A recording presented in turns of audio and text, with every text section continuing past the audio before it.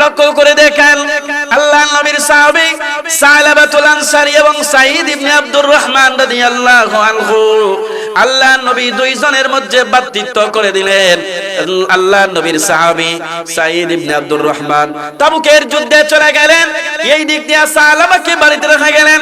সালাবাকে বলেন, রে সালাবা, আমি আল্লাহর নবীর সাথে যুদ্ধে চলে যাচ্ছি, তুমি আমার বাড়ির দেখাশোনা করো।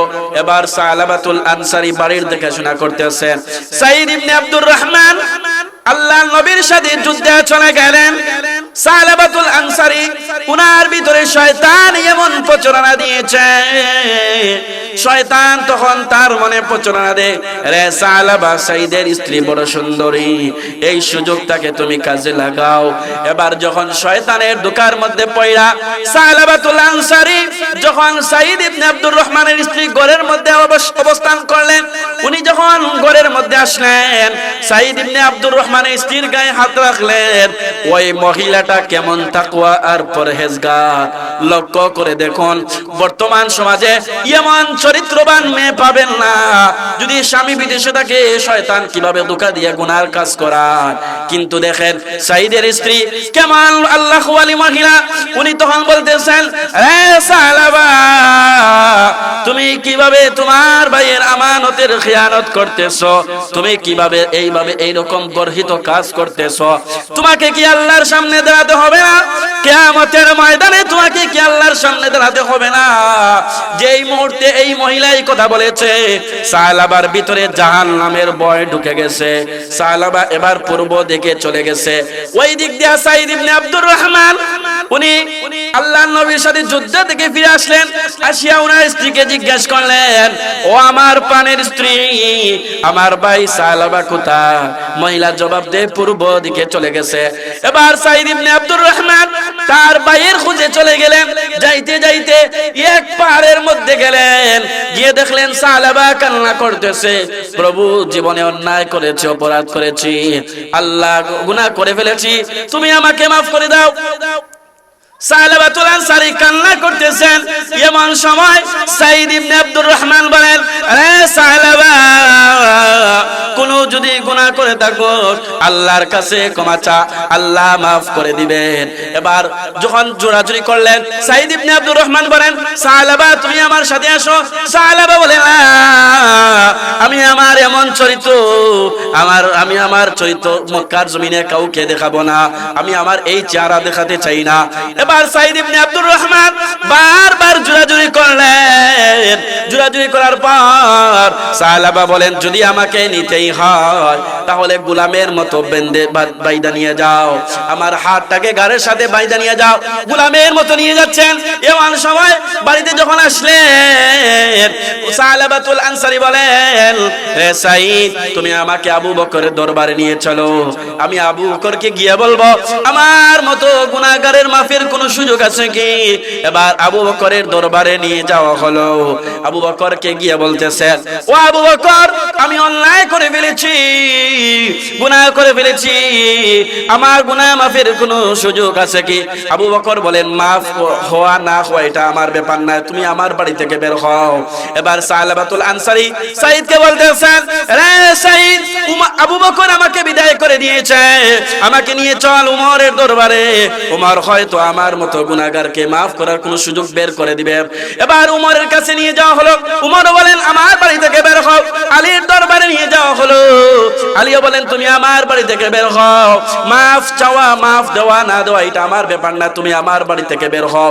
এবার সালাবাতুল আনসারী বলেন, রে সাঈদ, উমর আমাকে বিদায় করে দিয়েছে, আলী বিদায় করে দিয়েছে, আবু বকর বিদায় করে দিয়েছে, আমাকে নিয়ে চল বিশ্ব নবীর দরবারে, আমার মনে হয় বিশ্ব নবী আমার মতো গুনাহগারের জন্য সুপারিশ করবেন।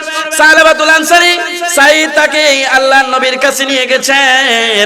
সালাবাতুল আনসারী আল্লাহর নবীকে বলতেছেন, ইয়া রাসূলুল্লাহ, ইয়া হাবিবাল্লাহ, ওগো আল্লাহর নবী, আমার মতো গুনাহগারের মাফের কোন সুযোগ আছে কি? আল্লাহর নবী তখন বলেন, রে সালাবা, মাফ পাওয়া না পাওয়া এটা আল্লাহর ব্যাপার, তুমি আমার বাড়ি থেকে বের হও। তুমি কেন বিশ্বাসঘাতকতা করেছ? এবার সালাবাতুল আনসারী সাঈদকে বলেন, রে ভাই, আল্লাহর নবী আমাকে বিদায় করে দিয়েছেন, আমি আমার এই মুখটা আর এই জমিনের মধ্যে দেখাবো না। তার মেয়েও খামসানা, দেখেন কেমন মেয়ে। মেয়ে এসে বলতেছে, ও আব্বা, আপনার প্রতি আবু বকর নারাজ, উমর নারাজ, এমনকি আল্লাহর নবীও নারাজ, যতদিন পর্যন্ত আল্লাহর নবী আপনাকে মাফ না করবেন, যতদিন পর্যন্ত আল্লাহ আপনাকে মাফ না করবেন, আমি আপনাকে আব্বা বলে রাখবো না, আপনার মুখ আমি দেখতে চাই না। এবার সালাবাতুল আনসারী সাঈদকে বলেন, তুমি আমার রশি ছেড়ে দাও। সাঈদ রশি ছেড়ে দিলেন। এবার সালাবাতুল আনসারী পাহাড়ের মধ্যে গিয়ে কান্না করতেছেন। কেমন কান্না দেখেন, তিনি কান্না করতেছেন, প্রভু গো, ছোটবেলায় দেখেছি বাচ্চা দুষ্টামি যদি করে বাইরা বাড়ি থেকে বের করে দেয়, এরপরে গর্ভধারী মা বাড়ি থেকে বের করে দেয় না। সন্তান যত অপরাধ করে মা কিন্তু ক্ষমা করে। ওগো আল্লাহ, তুমি তো আমাকে সৃষ্টি করেছো, আল্লাহ তুমি যদি আমাকে মাফ না করো, তাহলে আমি বলো না কার কাছে যাব, কার কাছে গিয়ে মাফ চাবো, কে আমাকে মাফ করবে? সালাবাতুল আনসারী কান্না করতেছেন। এমন সময় আল্লাহ তাআলা জিবরাইলকে পাঠালেন আল্লাহর নবীর কাছে।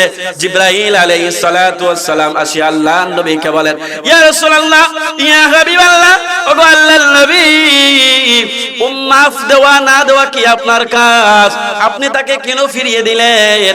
আল্লাহর নবীর কাছে জিবরাইল যখন এই কথা বলছেন, আল্লাহর নবী তখন বলেন, রে উমর, রে আবু বকর, যাও আমার সাহাবাকে নিয়ে আসো। উমর রাদিয়াল্লাহু তাআলা আনহু উনি গেলেন সাহাবাকে আনার জন্য। আবু বকর বলেন, আমি অপরাধী, আমিও তাকে ফিরিয়ে দিয়েছি। এমন সময় একজন সাহাবী হযরত সালমান ফারসি রাদিয়াল্লাহু আনহু, একজন বয়স্ক সাহাবী, উনি গেলেন সাহাবাকে আনার জন্য। এবার যখন ওই জায়গার মধ্যে গেলেন, গিয়া এই জায়গার মধ্যে লোকে ومن يضلله فلا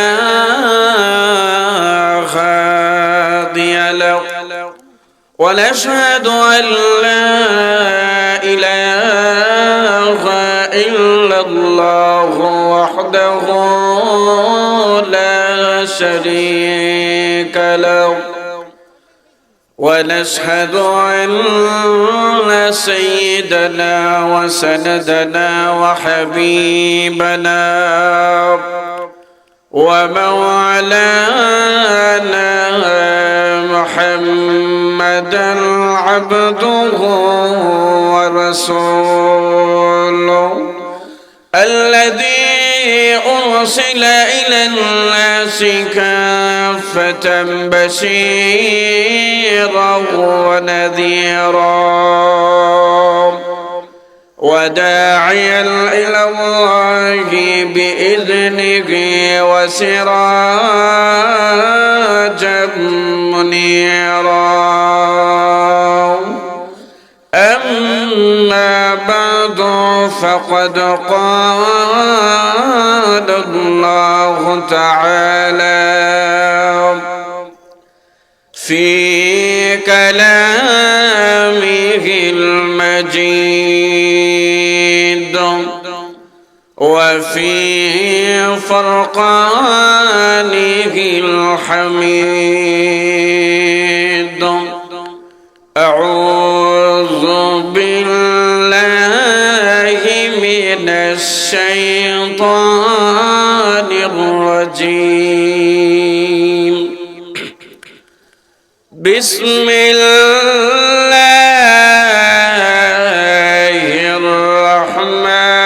الرحمن الرحيم. وإنك لعلى خلق عظيم. وقال تعالى قل إن كنتم تحبون الله فاتبعوني فاتبعوني يحببكم الله ويغفر لكم ذنوبكم والله غفور رحيم. عن أنس بن مالك رضي الله تعالى عنه قال قال النبي صلى الله عليه وسلم لا يؤمن أحدكم حتى أكون أحب إليه من والده وولده والناس أجمعين. صدق الله العظيم. صلى الله على سيدنا ومولانا محمد وعلى آله وأصحابه وسلم. يا صاحب الجمال ويا سيد البشر من وجهك منير لقد نور القمر بلغ العلا بكماله كشف الدجى بجماله حسنت جميع خصاله. صلوا عليه وآله. رخسار سے برقع کا ذرا پردہ اٹھا دو. رخسار سے برقع کا ذرا پردہ اٹھا دو. للہ مجھے حسن خدا داد دکھا دو. للہ مجھے حسن خدا داد دکھا دو. اے بحر کرم صدق حسین بن علی کا. اے بحر کرم صدق حسین بن علی کا.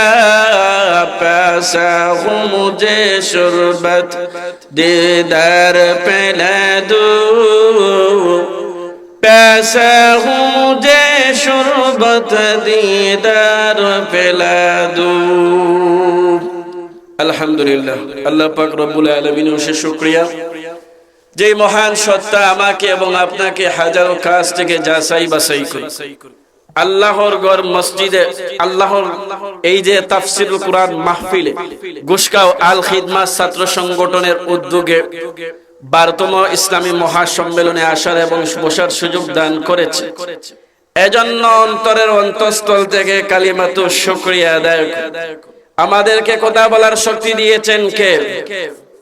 জুড়ে বলেন। আল্লাহ আমাদের কথা বলার শক্তি দিয়েছেন। সেই আল্লাহর শুকরিয়া আদায় করতে আপনাদের কারো আপত্তি আছে? জুড়ে শুয়ে বলি আলহামদুলিল্লাহ। আপনারা যে কয়েকজন আছেন, বেশি লোক দরকার নেই। অরিজিনালি খাঁটি যদি ফরমালিন যদি 1000 লোক হয় তাহলে কোনো ফায়দা নেই, যদি খাঁটি 2 লোক হয় যথেষ্ট। আপনারা যে কয়জন আছেন সামনে আছেন মসজিদ সুন্দর করে, যারা মসজিদ সুন্দর করবে আল্লাহ তার কবরটা সুন্দর করবে। কবর আমাদের সুন্দর হোক এটা আমরা চাই কিনা? যদি চান তাহলে পিছনে না বৈশা সামনে আসেন।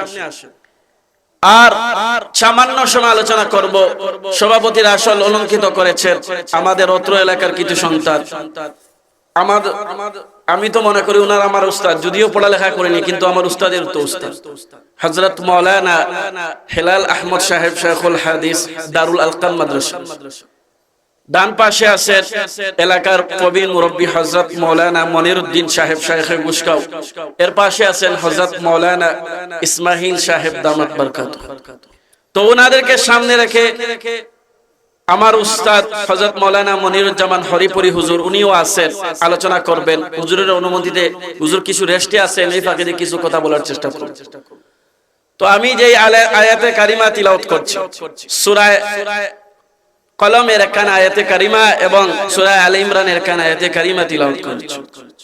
তিলাওয়াতকৃত আয়াত এবং হাদিসকে সামনে রেখে অত্যন্ত নিষ্ঠার সাথে আল্লাহ যেন আমাকে স্বল্প সময়ে কিছু কথা বলার, আমাকে প্রথমে আমল করার, এরপরে আপনাদেরকে আমল করার তৌফিক দান করুন।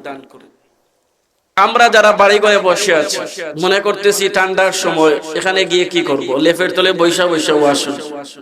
লেফের তলে বৈশা বৈশা ওয়াজ শুনলে সেইখানে সকিনা নাজিল হবে না, এখানে সকিনা নাজিল হবে। চারিদিকে আল্লাহর রহমতের ফেরেশতারা বেষ্টন করে রেখেছেন, রাখবেন। নাযালাত আলাইহিমুস সাকিনা, সকিনা নাজিল হয়।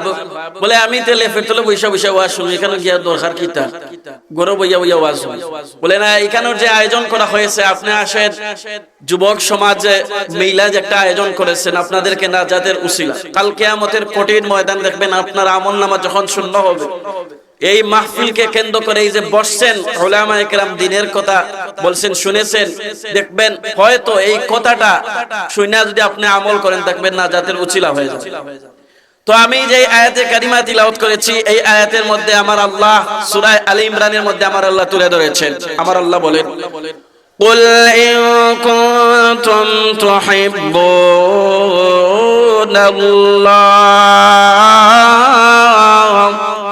ফাত্তাবিউনি ইউহিব্বুকুমুল্লাহ।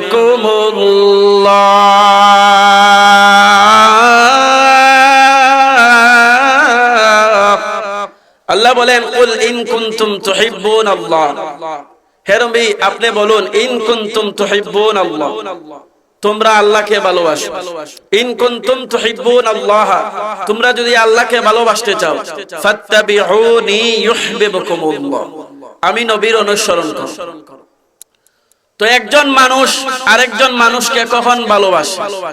যদি চারটা গুণ পাওয়া যায় তখন একজন মানুষ অন্যজন মানুষকে ভালোবাসে। চারটা গুণ হাদিসের পরিভাষায় বলেন জামাল, কামাল, নাওয়াল, কারাবত। এই চারটা যদি একজন মানুষের মধ্যে এই চারটা গুণ পাওয়া যায় তাহলে তাকে মানুষ ভালোবাসে। কিন্তু আমি আপনি আল্লাহকে তো সরাসরি ভালোবাসতে পারবো না, কিন্তু মাধ্যম হলো নবী। আমরা নবীকে ভালোবাসি। আল্লাহ বলেন, ইন কুনতুম তুহিব্বুনাল্লাহ ফাত্তাবিউনি ইউহিব্বুকুমুল্লাহ, যদি তোমরা আল্লাহকে ভালোবাসতে চাও তো নবী বলেন আমাকে অনুসরণ করো, আমাকে ভালোবাসো। এখন আসুন, আমি নবীকে কেন ভালোবাসি, নবীকে কেন অনুসরণ করব, নবীকে অনুসরণ করলে আমাদের লাভ কি হবে? একটা মানুষ পূর্ণাঙ্গভাবে, এখন এক মানুষের একটা দোষ থাকতে পারে কিন্তু আমার নবীর কোনো দোষ নেই। আল্লাহ রাসূল সাল্লাল্লাহু আলাইহি ওয়াসাল্লাম হাদিসের মধ্যে বলেন, বুইসতু লিউতাম্মিমা মাকারিমাল আখলাক, আমি পরিপূর্ণভাবে প্রেরিত হয়েছি।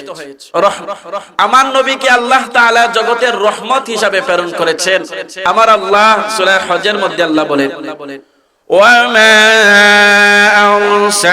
আরসালনাকা ইল্লা রাহমাতাল লিল আলামিন।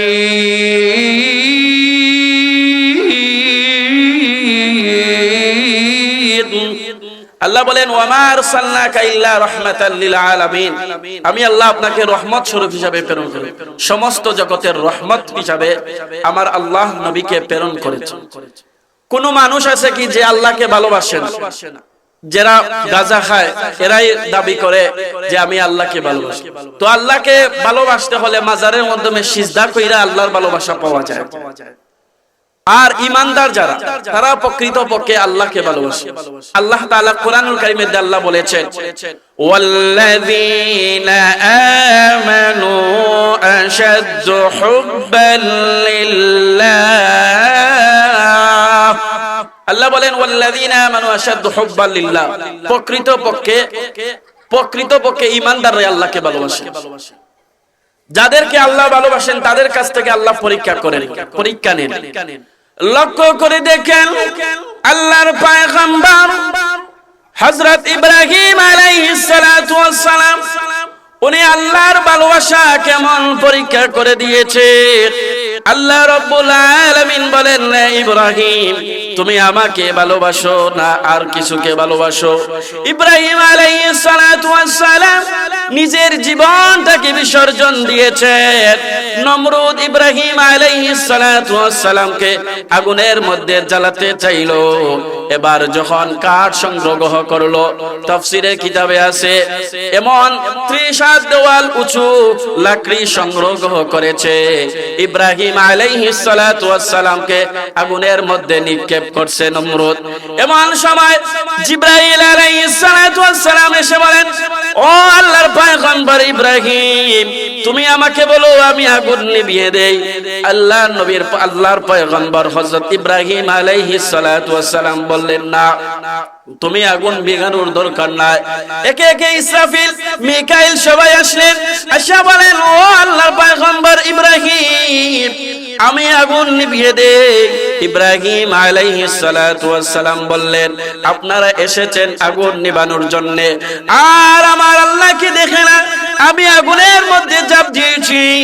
আমি যদি আগুনের মধ্যে আমার জ্বললে আমার আল্লাহ খুশি হন, তাহলে একবার না দুইবার না আমি আমার জীবনটাকে প্রস্তুত করে দিয়েছি।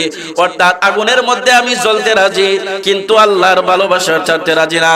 এবার যখন নমরুদ ইব্রাহিম আলাইহিস সালাতু ওয়াস সালামকে আগুনের মধ্যে নিক্ষেপ করে, আমার আল্লাহ কুরআনুল কারীমের মধ্যে আমার আল্লাহ বলেন, কুল্লা ইয়া নারু কুনি বারদান ওয়া সালামান আলা ইব্রাহিম। ইব্রাহিম যখন দিয়েছেন ওই আগুনটা ফুলের বাগান হয়ে গেছে। সুবহানাল্লাহ।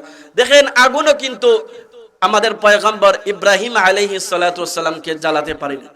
তো ইব্রাহিম আলাইহিস সালাতু ওয়াস সালাম আল্লাহ যাকে মহব্বত করেন তার কাছ থেকে বেশি বেশি পরীক্ষা নেন। ইব্রাহিম আলাইহিস সালাতু ওয়াস সালামকে আল্লাহ কয়েকটি পরীক্ষা নিয়েছেন। প্রথম পরীক্ষা এটা। এরপরে আল্লাহ তাআলা ইব্রাহিম আলাইহিস সালাতু ওয়াস সালামের কাছে সন্তান দিলেন। এই সন্তানও দ্বিতীয় পরীক্ষা নিলেন, যে আল্লাহ তাআলা ইব্রাহিমকে আদেশ করলেন তুমি তোমার সন্তানকে এই মরু প্রান্তরে রেখে আসো, এদিকে যাব না, সময় কম। তৃতীয় পরীক্ষা নিয়েছেন, আল্লাহ তাআলা স্বপ্নের মধ্যে দেখাইলেন যে ইব্রাহিম তুমি তোমার প্রিয় বস্তুটা আল্লাহর রাস্তায় সদকা করো, তোমার প্রিয় বস্তুটা কুরবানি করো। ইব্রাহিম এই বেলায় নিজের সন্তান ইসমাইল আলাইহিস সালাতু ওয়াস সালামকে কুরবান করতে রাজি হয়ে গেলেন, মিনা প্রান্তরে নিয়ে গেলেন। এমন সময় জবাইয়ের উপক্রম, ওই সময় আল্লাহ তাআলা জিবরাইলের মাধ্যমে ইসমাইলের গলার নিচে একটা জান্নাতি দুম্বা বিছাইয়া দিলেন। জুম্বাটা জবা হয়ে গেল, একটা লোহার ছুরি রাখছেন। দেখেন ইব্রাহিম আলাইহিস সালাতু ওয়াস সালাম পিছপা হলেন না। তো প্রকৃতপক্ষে যাদের ভিতরে আল্লাহর মহব্বত বেশি, তারা দেখবেন সব কিছুর চাইতে আল্লাহকে ভালোবাসে। আর ইমানদাররা, আল্লাহ তো কোরআনের মধ্যে বলেছেন যে প্রকৃতপক্ষে ইমানদাররা আল্লাহকে ভালোবাসে। তো আমি যে আয়াতে তিলাওয়াত করছিলাম, এই আয়াতের মধ্যে আমার আল্লাহ বলেন, ইন কুনতুম তুহিব্বুনাল্লাহ, তোমরা যদি আল্লাহকে ভালোবাসতে চাও তাহলে কি করবে? ফাত্তাবিউনি, আমার অনুসরণ করো। আমি নবীর অনুসরণ করলে কি হবে? আল্লাহ রাসূল বলেন যে আমি নবীর অনুসরণ করলে কি হবে? ইউহিব্বুকুমুল্লাহ, আল্লাহ তোমাদেরকে ভালোবাসবেন। আর আল্লাহ যদি কাউকে ভালোবাসেন তাহলে তো সে সাকসেসফুল, তার জীবনটা ধন্য। আমাদের সমাজে যদি কোনো নেতার সাথে আমার যদি লিঙ্ক থাকে, তাহলে আমি সবচেয়ে বড় পরিচয় দিই আমার অমুকের সাথে লিঙ্ক আছে। এ বেটা বলবো বেটা মামুলি বেটা না রেবো, তার লগে কথা হইতে তুমি বুঝিয়া হইল, তার ওলা লিঙ্ক আছে। তা আমাদেরকে যদি আল্লাহ তাআলা ভালোবাসেন তাহলে আমাদের আর কিসের আয়? তোর আল্লাহ তাআলা বলেন, ইন কুনতুম তুহিব্বুনাল্লাহ, তোমরা যদি আল্লাহকে ভালোবাসতে চাও, ইফাত্তাবিউনি, আমি নবীর অনুসরণ করো। আমি নবীর অনুসরণ করলে কি হবে? ইউহিব্বুকুমুল্লাহ, আল্লাহ তোমাদেরকে ভালোবাসবেন। আর ওয়ায়াগফির লাকুম যুনুবাকুম, তোমাদের গুনাহটা maaf করে দিবেন। এখন আসুন নবীজিকে আমরা কেন অনুসরণ করব? আমার আল্লাহ বিশ্ব নবীর চরিত্রের সার্টিফিকেট দিয়েছে। পৃথিবীর যত মানুষ যত দিকেই গুণাগুণ থাকুক না কেন, যত গুণ থাকুক না কেন, তার একটা দোষ থাকে। কিন্তু আমার নবী আল্লাহ তাআলা চরিত্রের সার্টিফিকেট দিয়েছেন 63 বছরের বয়সেও। 63 বছরের যে জিন্দেগিটা কোনোদিন উনি আল্লাহর রাসূল মিথ্যা কথা বলেননি। আমার নবীর সার্টিফিকেট মহান আল্লাহ সূরা কালামের মধ্যে আল্লাহ তুলে ধরেছেন, ওয়া ইন্নাকা লাআলা খুলুকিল আযীম। আল্লাহ বলেন, ওয়া ইন্নাকা লাআলা খুলুকিন আযীম, ওগো নবীজি আপনি মহান চরিত্রের উপর আদিষ্ট হয়েছেন। চরিত্র কয় প্রকার? চরিত্র হলো তিন প্রকার, খুলুকে হাসান, খুলুকে আহসান, খুলুকে আজিম। খুলুকে হাসান হলো ভালো চরিত্র, যেমন আপনি একজনকে মারলেন, সে আপনাকে মারলো, এটা হলো খুলুকে হাসান। আর খুলুকে আহসান হলো ভালো উত্তম চরিত্র, অর্থাৎ আপনি একজনকে মারলেন, সে আপনাকে মারলো না, মাফ করে দিল, এটা হলো খুলুকে আহসান, উত্তম চরিত্র। আর খুলুকে আজিম মহান চরিত্র হলো আপনি একজনকে মারলেন কিন্তু সে আপনাকে মারলো না, বললো ভাই তুমি যে আমাকে আঘাত করছো, তুমি যে কষ্ট পাইছো, আপনার বেতা স্থানে সে মালিশ করে দে, এটা হলো খুলুকে আজিম। এই চরিত্রটা আমাদের নবী, বিশ্ব নবী মুহাম্মদুর রাসূলুল্লাহ সাল্লাল্লাহু আলাইহি ওয়াসাল্লামের এই চরিত্র ছিল। তো আমি একজন মানুষ, আল্লাহ রসুলের চরিত্র কেমন, যত লোকই, যত সাহাবায়ে কেরাম নবীর সুহবতে এসেছেন তারাই পরিবর্তন হয়ে গেছে। লক্ষ্য করে দেখুন আমাদের নবীজির চরিত্র কেমন। এক সাহাবী আল্লাহর নবী, বিশ্ব নবী রাহমাতুল লিল আলামিনের কাছে আসিয়া বলল, ইয়া রাসূলুল্লাহ, ইয়া হাবিবাল্লাহ, আল্লাহর নবী গো, আমার জিনা করতে মন চায়, আপনি আমাকে জিনার অনুমতি দিন। আল্লাহর নবী দেখেন, তাকে আজকে যদি আমাদের সমাজে কোনো যদি পীরের মুরিদ থাকে আর ওই মুরিদ এসে বলে, হুজুর আমার জিনা করতে মন চায়, আমাকে জিনার অনুমতি দিন, এই পীর কি করবে? যদি কান্দা পাশে যদি তার জুতা থাকে, জুতা দিয়ে পিটাইবে। কিন্তু আল্লাহর নবী দেখেন রাগ করেন নাই, আল্লাহর নবী সাহাবীকে লক্ষ্য করে বলেন, রে সাহাবী, আচ্ছা বলো তো দেখি, কেউ যদি তোমার মায়ের সাথে জিনা করতে চায়, তুমি কি তাকে জিনার অনুমতি দিবে? সাহাবী বলে, আমি পাগল নাকি, আমার মায়ের সাথে জিনা করতে চাইবে আর আমি তাকে জিনা করতে দিব? আমি তার হাত ভেঙে ফেলবো। এবার আল্লাহর নবী বলেন, রে সাহাবী, কেউ যদি তোমার মেয়ের সাথে জিনা করতে চায়, তুমি কি তাকে জিনার অনুমতি দিবে? সাহাবী বলে, না, আমি তার পা ভেঙে ফেলবো। আল্লাহর নবী তখন ডাক দেয়া বলেন, রে সাহাবী, কোনো ব্যক্তি যদি কোনো ব্যক্তি যদি তোমার স্ত্রীর সাথে জিনা করতে চায়, তাহলে তুমি কি তাকে জিনার অনুমতি দিবে? সাহাবী বলে, না, আমি তার দেহ থেকে মাথাটাকে আলাদা করে দেব। কেউ যদি তোমার মেয়ের সাথে জিনা করতে চায়, তাহলে তুমি তাকে কি জিনার অনুমতি দিবে? সাহাবী বলে, না, আমি পাগল নাকি, কেউ আমার মেয়ের সাথে জিনা করবে আর আমি তাকে জিনা করার অনুমতি দিব? এটা হতে পারে না। আল্লাহর নবী তখন বলেন, রে সাহাবী, তোমার কাছে যেমন তোমার মেয়ে, তোমার বোন, তোমার স্ত্রী, তোমার মায়ের দাম আছে, ঠিক তেমনি ভাবে একটা পুরুষের কাছে তার মা, বোন এবং তার স্ত্রীর দাম আছে। তুমি যেভাবে তোমার মেয়ের সাথে, তোমার বোনের সাথে, তোমার স্ত্রীর সাথে, তোমার মায়ের সাথে জিনা করতে দিবে না, পৃথিবীর কোন মানুষ তার বোনের সাথে এভাবে জিনা করতে দিবে না। এই চরিত্র দেখা সাহাবী বলে, ইয়া রাসূলুল্লাহ, ইয়া হাবিবাল্লাহ, আপনি আমাকে কালমা পড়াইয়া দিন। দেখেন এই সাহাবীটা পরিবর্তন হয়েছে কি দেখা? নবীজির চরিত্র দেখা না, চরিত্র দেখা পরিবর্তন হয়েছে। নবীজি তাকে কিছু বলেন। তো আমার নবী, আল্লাহ তাআলা আমার নবীকে প্রেরণ করেছেন এই জগতের রহমত হিসাবে।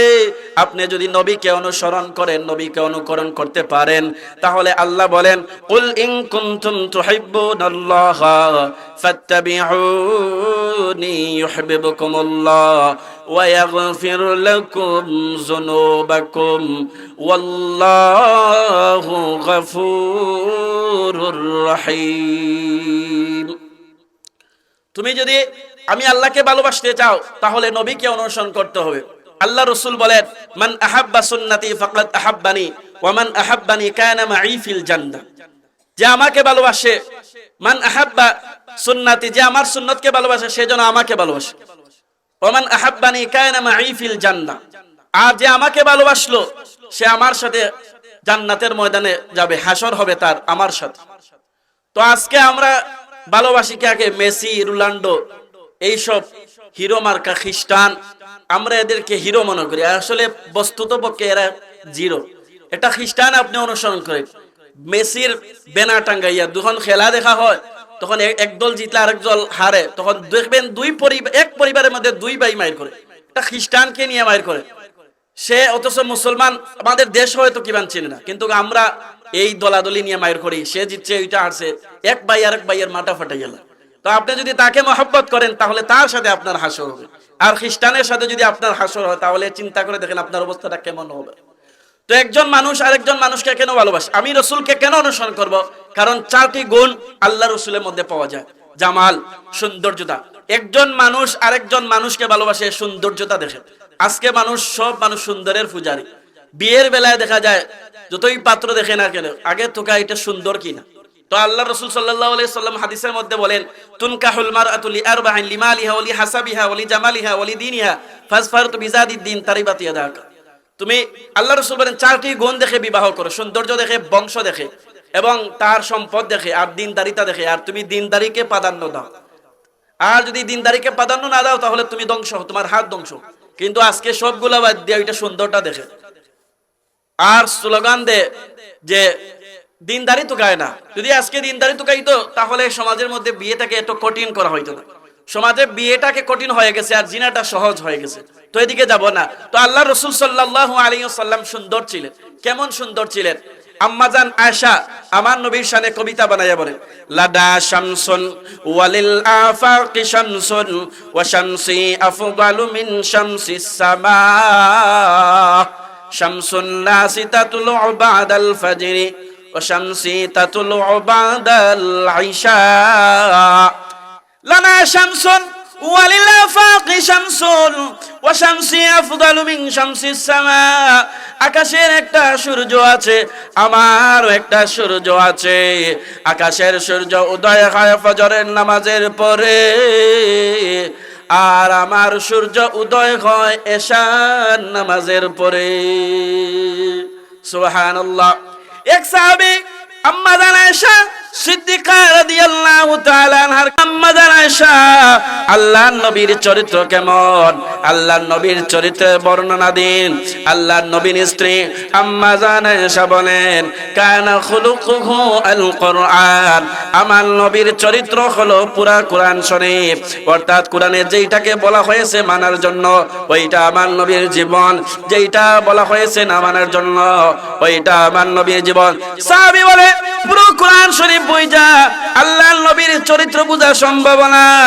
এমনি আল্লাহর নবীর স্ত্রী আম্মা জান আয়েশা বলেন, এ সাহাবী, আল্লাহর নবী যখন এশার নামাজের পরে আমি আয়েশার ঘরে পা রাখতেন, আল্লাহর নবীর চেহারার আলোকে আমার ঘর আলোকিত হয়ে যায়। আর আমি নবীজির চেহারার আলোকে একটা সুইচের ছিদ্র দিয়া সুতা ঢুকাতে পারতাম। সুবহানাল্লাহ। আজকে আমাদের সমাজে 100 সুন্দর মানুষ নিয়ে যদি এক রুমের মধ্যে রাখেন 26 ইঞ্চি একটা ফাইবের মুখ দেখবেন না। আর এখানে দেখেন আম্মা জান আয়েশা বলেন যে আমি একটা সুইচের ছিদ্র দিয়া সুতা ঢুকাতে পারতাম, কেমন সুন্দর ছিল। তো একজন মানুষ আরেকজনকে মানুষ ভালোবাসে, অনুসরণ করে সুন্দরের কারণে। আল্লাহর নবীর স্ত্রী আম্মা জান আয়েশা বলেন, আল্লাহর নবীর, আমার স্বামী আল্লাহর নবীর চেহারা এমন সুন্দর, এই নবীজির চেহারার আলোকে ঘর আলোকিত হয়ে যেত। আর হাসান এবং হুসাইন এক ঘর থেকে আরেক ঘরে যাইতেন, নবীজির মুস্কি হাসি দেওয়ার কারণে ঘরটা আলোকিত হয়ে যেত। দেখেন কেমন সুন্দর। তো একজন মানুষ আরেকজন মানুষকে অনুসরণ করতে হলে 4টা গুণ। জামাল, সৌন্দর্য গেলা রাখলাম। কবিল বলেন যে ওয়াহসানু মিনকা লাম তারাকাতু আইনি ওয়া আজমালু মিনকা লাম তালিদিন নিসা খুলিকতা মুবাররাআম মিন কুল্লি আইবিন কান্না খুলিকতা মা তাশা। যে আপনার চাইতে আমি আর দ্বিতীয় কোনো সৌন্দর্য দেখিনি। কবিল অবিদ হাসান এটা বলতেছেন, ওয়া আজমালু মিনকা লাম তালিদিন নিসা, আর কোন নারী আপনার চাইতে এত উত্তম ভাবে প্রসব করেন। দেখেন যে আল্লাহর নবী যে কেমন ছিলেন। প্রত্যেকটা যতটা বাচ্চা মার পেট থেকে পৃথিবী থেকে আসে মার কষ্ট হয়, কিন্তু আমেনা বলেন আমার কোনো কষ্টই হয়নি। খুলিকতা মুবাররাআম মিন কুল্লি আইবিন। আল্লাহর নবীজির এই চেহারার মধ্যে চরিত্রের মধ্যে কোনো দোষ নাই। উনি যেভাবে, যেন কবি বলেন যে আল্লাহর নবী যেভাবে চাইছেন ওইভাবে আল্লাহ তাআলা ওনাকে সৃষ্টি করেছেন। এজন্য আমার নবীকে আমরা অনুসরণ করব কেন? নবীজির 4 গুণের মধ্যে এক গুণ হলো যে জামাল। নবীজির মধ্যে সৌন্দর্য ছিল, কামাল, বুজুর্গিয়াতা। একজন মানুষ আরেকজন মানুষের যদি বুজুর্গি থাকে তাহলে এটা অনুসরণ করে। আজকে আমাদের সমাজে দেখবেন পীরের কাছে যায়, গিয়া সিজদা করে। তো কয়েকদিন আগে আমি দরগায় গিয়েছিলাম, দেখলাম এটাকে সিজদা করতেছে। দেখেন এটা উলঙ্গ, যদি বলেন এটা সিজদা করো কেন উলঙ্গ, বলে আপনি এটা বুঝতে না, এটার ভিতরে মাল আছে, কিতা আছে না আছে এটা তো দেখা যাইতাছে। শরীয়ী পর্দা লঙ্ঘন কইরা সতর যেটা ঢাকা, সতর কইলা সে একজন আরেকজনকে সিজদা করতেছে, অথচ সিজদা পাওয়ার কোন ব্যক্তিকে সিজদা করতে পারবেন, সিজদা করবেন একমাত্র আল্লাহকে। আল্লাহ তাআলা কোরআনুল কারীমের মধ্যে আল্লাহ বলেন, লা তাসজুদু লিশ-শামসি ওয়ালা লিল কমার ওয়াসজুদু লিল্লাহ।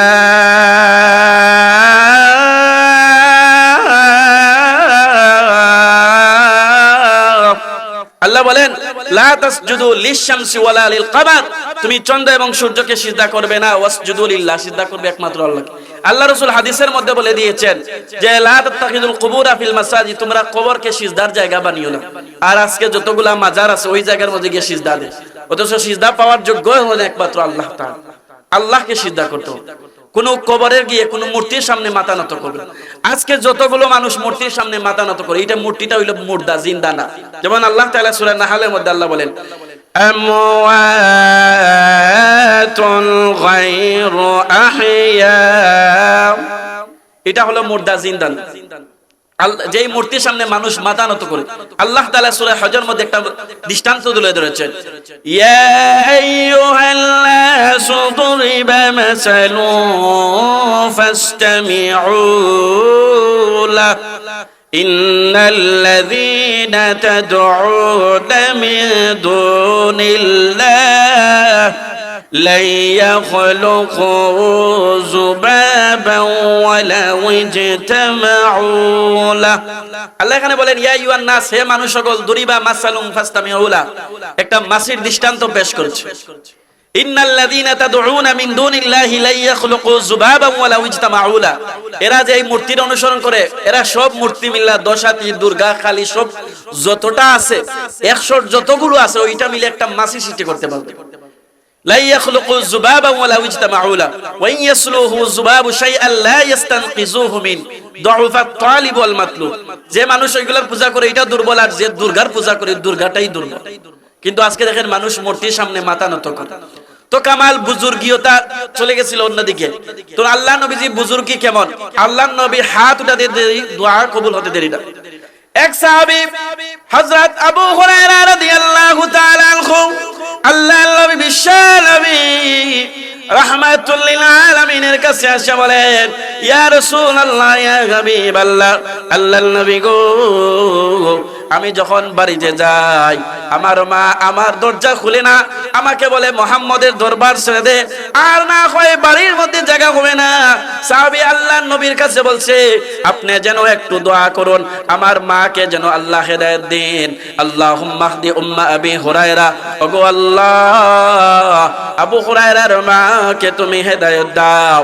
এবার আল্লাহর নবী যখন এই দোয়া করেছে, আবু হুরায়রা আল্লাহর নবীকে দোয়ার মধ্যে রাইখা বাড়ি চলে গেছে। সাহাবায়ে কেরাম তো অবাক, আল্লাহর নবী দোয়া করতেছেন আর সে কেন বাড়িতে যায়, সে নি দোয়ার অবজ্ঞা করেছে।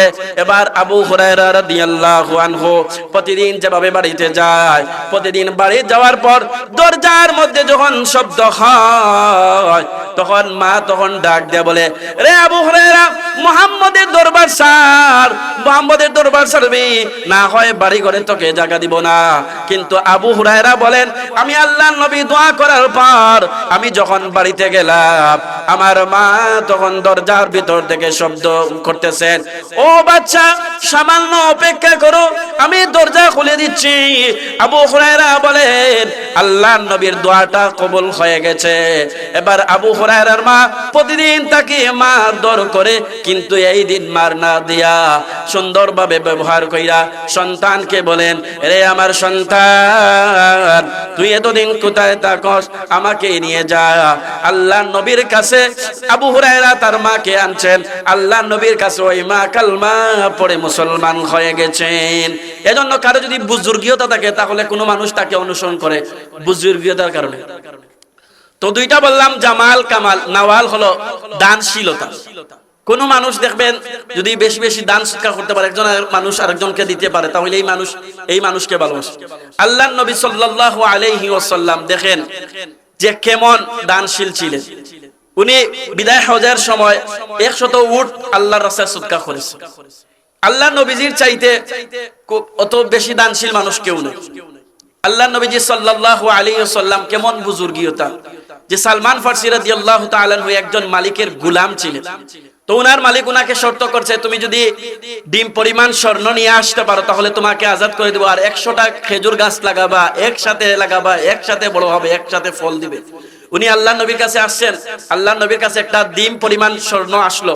তখন আল্লাহ নবী সাল্লাল্লাহু আলাইহি সাল্লাম হাতের মধ্যে নিলেন, নিয়ে বললেন, সালমান ফারসি এটা তুমি তোমার মালিককে দিয়ে দিবা। আল্লাহ নবী হাত দিয়েছেন, বরকত এমন যে একটা ডিম 250 পরিমাণ সোনা হয়ে গেছে। সুবহানাল্লাহ, আল্লাহ নবীজির বরকত কেমন।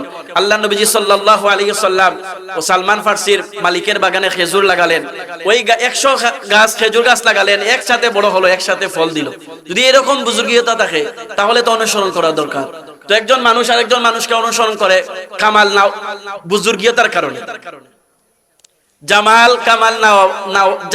কামাল নাওয়াল দানশীলতা। তো আল্লাহ রাসূল সাল্লাল্লাহু আলাইহি ওয়াসাল্লাম দানশীল ছিলেন। এরপরে বলেন কারাবত, অনুগ্রহ। আল্লাহ নবীজি সাল্লাল্লাহু আলাইহি ওয়াসাল্লামের অনুগ্রহ কেমন, যে আল্লাহ তাআলা বলেন, এই আয়াতই যথেষ্ট। আল্লাহ বলেন যে ওয়ামা আরসালনাকা ইল্লা রাহমাতাল লিল আলামিন, আমি নবীকে तमाम জগতের রহমত হিসাবে প্রেরণ করেছি। নবীজির ছোঁয়া যারাই পাইছেন তারাই পরিবর্তন হয়ে গেছে। এক ইহুদি আল্লাহ নবীজি সাল্লাল্লাহু আলাইহি ওয়াসাল্লাম উনার কাছ থেকে ঋণ আনছেন। দেখেন উত্তম চরিত্র কারই কো, উনার কাছে ঋণ আনছেন, বলছেন যে আমি তোমার কাছে ঋণ নিচ্ছি, আজকে মনে করেন শুক্রবারে আনছেন, সোমবারে নেওয়ার কথা, যে সোমবারে আইসা তুমি তোমার ঋণটা নিবা। সে রবিবারে আসছে, আইসা আল্লাহ নবীর পিছন থেকে আল্লাহ নবীজির গায়ের মধ্যে একটা চাদর জড়াই এটাকে টাইট দিয়ে দিছে, যেমন আমরা বলি ফাঁস লাগে।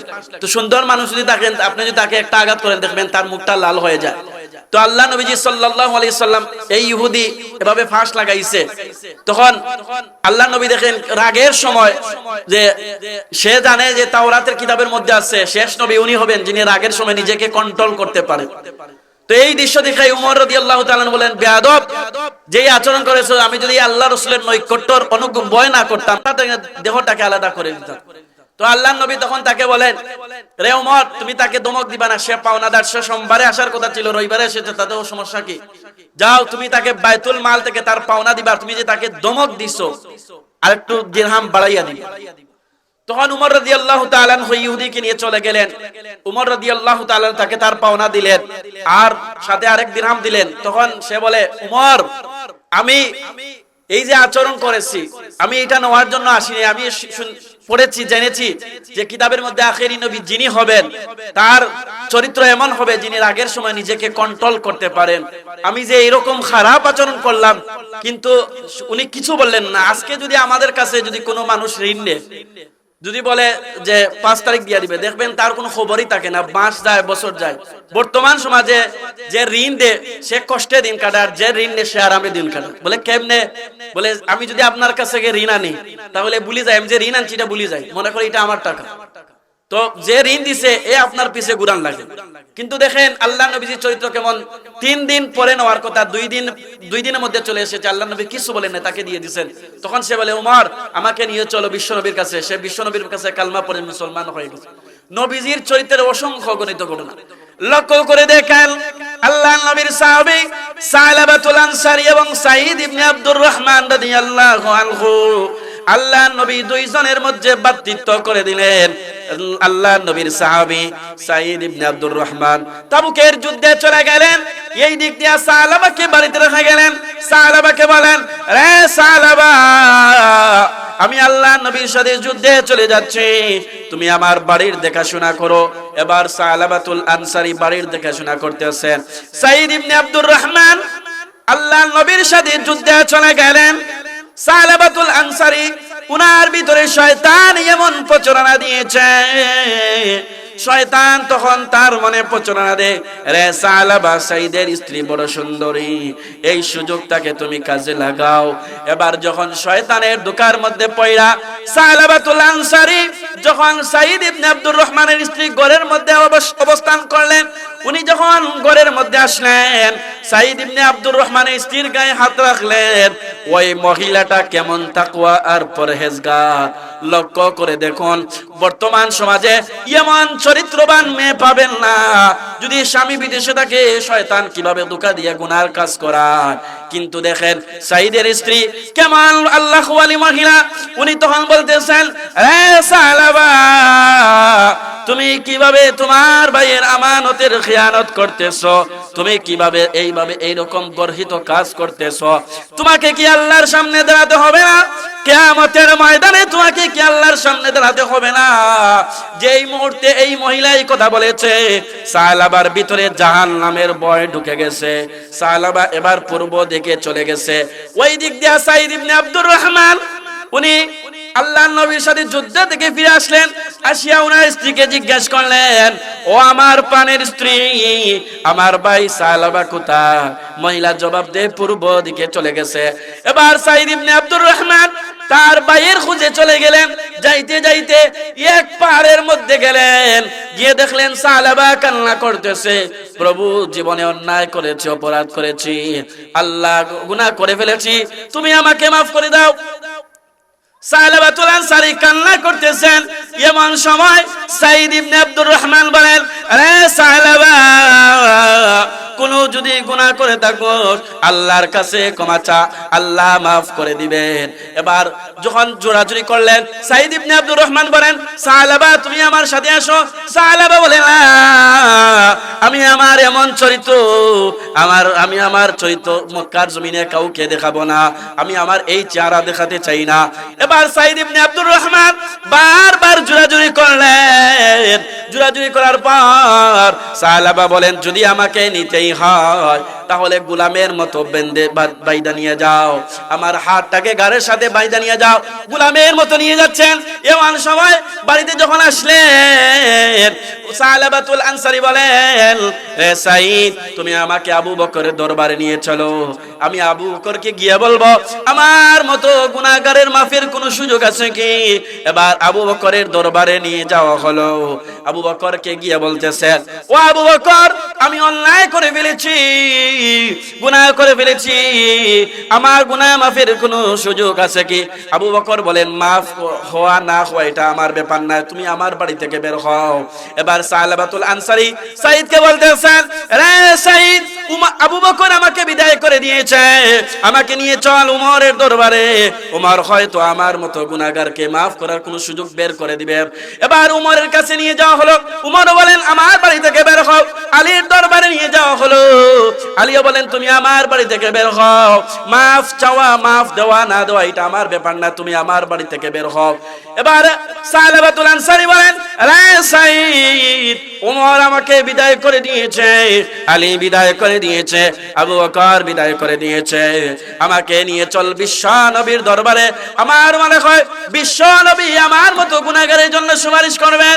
সালাবাতুল আনসারী সাইদ তাকে আল্লাহর নবীর কাছে নিয়ে গেছেন। সালাবাতুল আনসারী আল্লাহর নবীকে বলতেছেন, ইয়া রাসূলুল্লাহ, ইয়া হাবিবাল্লাহ, ওগো আল্লাহর নবী, আমার মতো গুনাহগারের মাফের কোনো সুযোগ আছে কি? আল্লাহর নবী তখন বলেন, রে সালাবা, মাফ পাওয়া না পাওয়া এটা আল্লাহর ব্যাপার, তুমি আমার বাড়ি থেকে বের হও, তুমি কেন বিশ্বাসঘাতকতা করেছ? এবার সালাবাতুল আনসারী সাইদকে বলেন, রে ভাই, আল্লাহর নবী আমাকে বিদায় করে দিয়েছেন, আমি আমার এই মুখটা আর এই জমিনের মধ্যে দেখাবো না। তার মেয়েও খামসানা, দেখেন কেমন মেয়ে। মেয়ে এসে বলতেছে, ও আব্বা, আপনার প্রতি আবু বকর নারাজ, উমর নারাজ, এমন কি আল্লাহর নবীও নারাজ, যতদিন পর্যন্ত আল্লাহর নবী আপনাকে মাফ না করবেন, যতদিন পর্যন্ত আল্লাহ আপনাকে মাফ না করবেন, আমি আপনাকে আব্বা বলে রাখবো না, আপনার মুখ আমি দেখতে চাই না। এবার সালাবাতুল আনসারী সাইদকে বলেন, তুমি আমার রশি ছেড়ে দাও। সাইদ রশি ছেড়ে দিলেন। এবার সালাবাতুল আনসারী পাহাড়ের মধ্যে গিয়ে কান্না করতেছেন। কেমন কান্না দেখেন, তিনি কান্না করতেছেন, প্রভু গো, ছোটবেলায় দেখেছি বাচ্চা দুষ্টামি যদি করে বাইরা বাড়ি থেকে বের করে দেয়, এরপরে গর্ভধারিণী মা বাড়ি থেকে বের করে দেয় না। সন্তান যত অপরাধ করে মা কিন্তু ক্ষমা করে।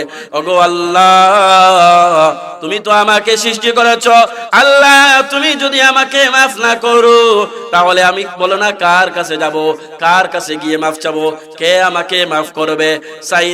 সালাবাতুল আনসারী কান্না করতেছেন। এমন সময় আল্লাহ তাআলা জিবরাইলকে পাঠালেন আল্লাহর নবীর কাছে। জিবরাইল আলাইহিস সালাতু ওয়াস সালাম আসি আল্লাহর নবীকে বলেন, ইয়া রাসূলুল্লাহ, ইয়া হাবিবাল্লাহ, ওগো আল্লাহর নবী, মাফ দেওয়া না দেওয়া কি আপনার কাজ? আপনি তাকে কেন ফিরিয়ে দিলেন? আল্লাহর নবীর কাছে জিবরাইল যখন এই কথা বলছেন, আল্লাহর নবী তখন বলেন, রে উমর, রে আবু বকর, যাও আমার সাহাবাকে নিয়ে আসো। উমর রাদিয়াল্লাহু তাআলা আনহু উনিও গেলেন সাহাবাকে আনার জন্য। আবু বকর বলেন, আমি অপরাধী, আমিও তাকে ফিরিয়ে দিয়েছি। এমন সময় একজন সাহাবী হযরত সালমান ফারসি রাদিয়াল্লাহু আনহু, একজন বয়স্ক সাহাবী, উনি গেলেন সাহাবাকে আনার জন্য। এবার যখন ওই জায়গার মধ্যে গেলেন, গিয়া এই জায়গার মধ্যে লোকেরা কিসে কাজ করতে চিনো? বলে না, আমি সাহাবা নামের আমরা কাউকে চিনি না, তোমাদের লোকের বর্ণনাটা দাও। তখন সাঈদ ইবনে আব্দুর রহমান এবং আবু বকর ওমর বলেন, ওই আমাদের লোকটা হলো এই রকম বৈশিষ্ট্য, সে সব সময় জাহান্নামের ভয়ে কাঁদে, সব সময় কাঁদে। তখন বলে, আমরা এই লোকটাকে চিনি না, কিন্তু একটা লোক আছে যখন আমরা রাতের বেলা ঘুমায়ে যাই তখন হু হু করে কাঁদে, হয়তো তোমাদের এই বর্ণনার সাথে ওই লোকটার মিল আছে। তখন তারা গেলেন, গিয়ে দেখলেন সাহাবা সিজদার মধ্যে পইড়া কাঁদতেছে, আল্লাহ তুমি তো আমাকে সৃষ্টি করেছ, শয়তানের দুকায় পইড়া গুনাহ করে ফেলছি, আল্লাহ তুমি যদি আমাকে মাফ না করো তাহলে জাহান্নামের আযাব আমি কেমনে সহ্য করব? জাহান্নামের আযাব আমি সহ্য করতে পারবো না। সাঈদ ইবনে আব্দুর রহমান বলেন, রে সাহাবা মাথা উঠা, আল্লাহর নবী তোকে বলেছেন আমরা তোমাকে আমাদের সাথে নিয়ে যাওয়ার জন্য। এমনি সাহাবাতুল আনসারী বলেন, রে সাঈদ তুমি আমাকে ফিরিয়ে দিয়েছো, আবু বকর ফিরিয়ে দিয়েছে, আল্লাহর নবীও আমাকে ফিরিয়ে দিয়েছেন, আমি যাব না। আমি যদি আমার গুনাহ মাফ না করাতে পারি তাহলে আমি তোমাদেরকে মুখ দেখাবো না। এমনি আবু বকর বলেন, আল্লাহর নবী পাঠিয়েছেন আমাকে তোমাকে সাথে নেওয়ার জন্য। তখন তারা সাহাবাতুল আনসারীকে নিয়ে যাইতেছিলেন। এমন সময় বেলাল রাদিয়াল্লাহু তাআলা আনহু রাত্রি ফজরের নামাজের আজান দিলেন। আসসালাতু খায়রুম মিনাল নাওম, ফজরের আজান হওয়ার পর নামাজ আরম্ভ হয়ে গেছে। আল্লাহর নবী নামাজের মধ্যে দাঁড়িয়ে তিলাওয়াত করতেছেন, আলহামদুলিল্লাহি রাব্বিল আলামিন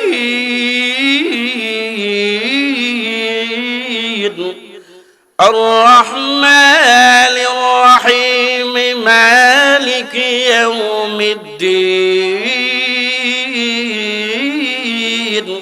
এইভাবে সূরা ফাতিহা পড়া সূরা তাকাসুর পড়তেছেন, আর সাহাবায়ে কেরাম নামাজের মধ্যে দাঁড়া আল্লাহর নবী তিলাওয়াত করতেছেন, আলহাকুমুত তাকাসুর হাত্তা যুরতুমুল মাকাবির। যেই মুহূর্তে আল্লাহর নবী সূরা তাকাসুর তিলাওয়াত করছেন, এমন সময় একটা বিকট শব্দ হলো, একটা কম্পনের আওয়াজ হলো, যেভাবে বোম ব্লাস্ট হলে যেমন একটা আওয়াজ হয়। আল্লাহর নবী নামাজরত ছিলেন, সূরা ফাতিহা পড়িয়া সূরা তাকাসুর যখন পড়েন, পিছনের মধ্যে একটা শব্দ হলো। আল্লাহর নবী সালাম ফিরাইয়া সালমান ফারসিকে বলেন, এরে সালমান, আমার সাহাবা জমিনের মধ্যে পড়ে আছে, তাকে পানি দাও, পানি ছিটা দাও, দেখো সে অজ্ঞান হইল কিনা। সালমান ফারসি রাদিয়াল্লাহু আনহু উনি ওনার বুকটাকে সালাবাতুল আনসারীর বুকের সাথে লাগালেন, দেখেন হার্টবিট বন্ধ হয়ে গেছে, সালাবাতুল আনসারী পৃথিবী থেকে ইন্তেকাল হয়ে গেছেন। সালমান ফারসি বলেন, আল্লাহর নবী গো, আপনার সাহাবা পৃথিবী থেকে বিদায় হয়ে গেছে, পানি দোয়ানের আর দরকার নাই। আল্লাহর নবী তখন ডাক দিয়া বলেন, এরে আমার সাহাবীরা, যাও তাকে গোসল করাও। তাকে গোসল করানো হলো, কাফন পরানো হলো, যাও জানাজার নামাজের ব্যবস্থা করো। জানাজার নামাজের ব্যবস্থা হলো, আল্লাহর নবী জানাজা পড়াইছেন। দেখেন কেমন সাহাবী, এই সাহাবীর জানাজা পড়ানোর পর লাশটাকে যখন নিয়ে কবরের দিকে রওনা হচ্ছেন, এমন সময় খলিফাতুল মুসলিমিন উমর। দেখেন আল্লাহর নবী জমিনের মধ্যে পা পুরাপুরি বিছাইয়া হাঁটেন না, যেমন আঙ্গুল, দুই আঙ্গুল বিছাইয়া পায়ের মোড়াটা তুইলা হাঁটতেছেন। লক্ষ্য করে দেখলেন এবার সাহাবীরা আল্লাহর নবীকে বলতেছেন, ইয়া রাসূলুল্লাহ, ইয়া হাবিবাল্লাহ, আল্লাহর নবী গো, আপনি কেন এত জায়গা থাকতে আপনি কেন পাটা তুলে তুলে হাঁটতেছেন? আল্লাহর নবী ডাক দিয়ে বলেন, এরে সাহাবীরা, আমার সালাবার তওবা, আমার সালাবাতুল আনসারীর তওবা এমন ভাবে আল্লাহ কবুল করে নিয়েছেন। আমার সালাবাতুল আনসারীর তওবা কবুল করিয়া নিয়া আমার আল্লাহ অসংখ্য গণিত ফেরেশতা আমার সালাবাতুল আনসারীর জানাজার মধ্যে পাঠাইয়া দিছেন। আর এমন ফেরেশতা হওয়ার কারণে আমি জায়গা নাই, পা রাখতে পারতেছি না, জায়গা নাই। দেখেন কেমন সাহাবী। আল্লাহর রাসূল সাল্লাল্লাহু আলাইহি সাল্লাম হাদিসের মধ্যে বলেন, খিয়ারুকুম লিআহলিহি, যে তোমাদের মধ্যে সর্বোত্তম ওই যে তার পরিবারের কাছে উত্তম। এজন্য আমার আপনার চরিত্র কেমন, দুইজন মানুষ বেশি বলতে পারে। আমার আপনার চরিত্র কেমন, এক নম্বর আমার পরিবার সদস্য। যদি আপনার বিয়ে করে থাকেন তাহলে আপনার ওয়াইফ আপনার চরিত্রের সার্টিফিকেট দিতে পারবে। আর দ্বিতীয় হলো আপনার ড্রাইভার, পার্সোনাল যদি ড্রাইভার থাকে, আপনি যদি তাকে নিয়ে চলাফেরা করেন তাহলে আপনার চরিত্র কেমন সেটা সে বলতে পারবে। তো আমার তিলাওয়াতকৃত আয়াতের মধ্যে আমার আল্লাহ বলেন, কুল ইন কুনতুম তুহিব্বুনাল্লাহ, তোমরা যদি আল্লাহকে ভালোবাসতে চাও, ফাত্তাবিউনি ইউহিব্বুকুমুল্লাহ, আমি নবীর অনুসরণ করো। আর নবীর অনুসরণ করলে কি হবে? ইউহিব্বুকুমুল্লাহ, আল্লাহ তোমাদেরকে ভালোবাসবেন। ওয়া ইয়াগফির লাকুম যুনুবাকুম, এমন কোন সার্টিফিকেট আছে কি যে আমি একটা নেতাকে ভালোবাসি আর নেতাকে ভালোবাসার কারণে জান্নাতে চলে যাব আর আমার গুনাহ মাফ হয়ে যাবে? না। আমাদের সমাজে যত নেতা আছে সবার একটা না একটা দোষ আছে। দেখবেন নির্বাচন আসলে টুপি মাথায় লেগে নামাজ পড়ার, নির্বাচন গেলে এই টুপিটার খবর থাকে না, এই অবস্থা হলো। কিন্তু আমাদের নবীর চরিত্র কেমন? উত্তম চরিত্র। আমার আল্লাহ তাআলা নবীজির চরিত্রের সার্টিফিকেট দিয়েছেন, ওয়া ইন্নাকা লাআলা খুলুকিন আযীম। আমাদের নবীজির চরিত্র উত্তম চরিত্র। আল্লাহ রাসূল সাল্লাল্লাহু আলাইহি সাল্লাম হাদিসের মধ্যে বলেন, আন আনাসিন রাদিয়াল্লাহু তাআলা আনহু قال قال النبي صلى الله عليه وسلم لا يؤمن احدكم حتى اكون احب اليه من والده وولده والناس اجمعين। এটা বুখারী শরীফের হাদিসের মধ্যে আল্লাহ রাসূল এনেছেন, ততক্ষণ পর্যন্ত প্রকৃত মুমিন হতে পারবে না যতক্ষণ পর্যন্ত তোমার পছন্দনীয় তোমার সন্তান থেকে আল্লাহর নবীকে তুমি যতক্ষণ পর্যন্ত খাঁটিভাবে ভালোবাসতে পারবে না ততক্ষণ পর্যন্ত তুমি প্রকৃত মুমিন হতে পারবে না। তোমার সন্তান, তোমার ফ্যামিলির সবচাইতে মহব্বত করতে হবে বিশ্ব নবীকে। নবীজির চরিত্রের বর্ণনা কেমন? আল্লাহ রাসূল সাল্লাল্লাহু আলাইহি ওয়াসাল্লাম সাহাবী আনাস বলেন, আমি আল্লাহর নবীজির খাদিম ছিলাম। عن أنس قال لي رسول الله صلى الله عليه وسلم, আনাস ইবনে মালিক বলেন, খাদামতু নবী সাল্লাল্লাহু আলাইহি ওয়াসাল্লাম 10 সিনিন ফামা ক্বালা লি উফিন ওয়ালা লিমা সানাআতা ওয়ালা আল্লাহ সানাআতা। আনাস বলেন, আমি নবীজির 10 বছরের খাদিম ছিলাম, কিন্তু একটা দিনও বলেন নাই আনাস তুমি এটা কেন করলে বা এটা কেন করলে না, উফ শব্দটি বলেন। কিন্তু আজকে আমাদের সমাজে আমরা যদি একজন আরেকজনকে খাদিম রাখি তাহলে কত না কষ্ট দেই, আর মনে করি যে এইটা আমার গোলাম। আপনি একজনকে যদি খেদমতের জন্য রাখেন, সুন্দর আচরণ করেন, কারণ আপনার এই আদর্শটার কারণে তার মন থেকে একটা দোয়া আসবে, দেখবেন আল্লাহ পাক আপনার এই খেদমতের মধ্যে বরকত দিয়ে দিবে। তো আমার আল্লাহ বলেন, তো আমি যেই আয়াত তিলাওয়াত করছিলাম, আমার আল্লাহ তিলাওয়াতের মধ্যে বলেন, কুল ইন কুনতুম তুহিব্বুনাল্লাহ, তোমরা যদি আল্লাহকে ভালোবাসতে চাও, ফাত্তাবিউনি ইউহিব্বুকুমুল্লাহ, আল্লাহ তোমাদেরকে ভালোবাসবেন, ওয়া ইয়াগফির লাকুম যুনুবাকুম আল্লাহু গফুরুর রহিম। এই আলোচনা থেকে এই যে আলোচনা করলাম, এই আলোচনার মুখ্য উদ্দেশ্য আমরা রাসূলকে ভালোবাসবো। জুড়ে বলেন, কাকে ভালোবাসবো? রাসূলকে ভালোবাসবো। রাসূলকে ভালোবাসলে তাহলে রাসূলের সাথে জান্নাতে যেতে পারবো। আল্লাহ রাসূল হাদিসের মধ্যে বলেন, মান আহাব্বা সুন্নতি ফাকাদ আহাব্বানি ওয়া মান আহাব্বানি কানা মাই ফিল জান্নাহ। যে আমাকে আমার সুন্নতকে ভালোবাসবে সেজন্য আমাকে ভালোবাসলে, আর আমাকে ভালোবাসলে জান্নাত পর্যন্ত চলে যাবে, আমার সাথে জান্নাত হবে। আমার উস্তাদে মুহতারাম চলে আসছেন হযরত মাওলানা হরিপুরি হুজুর দামাত বারকাতুহুম, হুজুর আলোচনা করবেন।